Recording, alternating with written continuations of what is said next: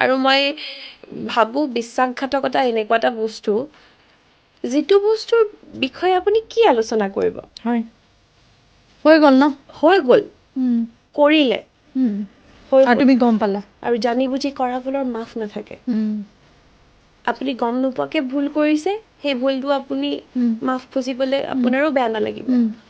কিন্তু সেই ছেইম বস্তুটো যদি আপুনি ৰিপিট মোডত কৰি থাকিব ডেটছ ইয়'ৰ হেবিট আপোনাৰ এইটো হেবিট হয় আপুনি কৰি আছে আপুনি জানে যেনেকৈ মানুহৰ স্মকিং ইজ ইনজুৰিয়াছ টু হেল্থ আমি জানো তথাপিতো যোনে স্মক কৰে কৰি থাকে এইটো এটা হেবিট সেইটো ভুল নহয় আৰু এডিকশ্যন আৰু য়েছ চ' মই ভাবোঁ যদি এটা ৰিলেশ্যনশ্বিপত মই সিমানখিনি সন্মান পোৱা নাই বা সিমানখিনি মই বিশ্বাস মই পোৱা নাই মই ছাইড হৈ অহাটোৱে মই প্ৰেফাৰ কৰোঁ কাৰণ মই সমস্ত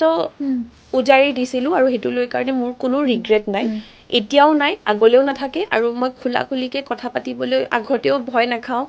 এতিয়াও মই ভয় নাখাওঁ মই অন কেমেৰা কোৱাৰ ৰিজন এইটোৱেই হ'ল গোটেই চিৰিয়েলখন কৰি শেষ কৰিলোঁ য়েছ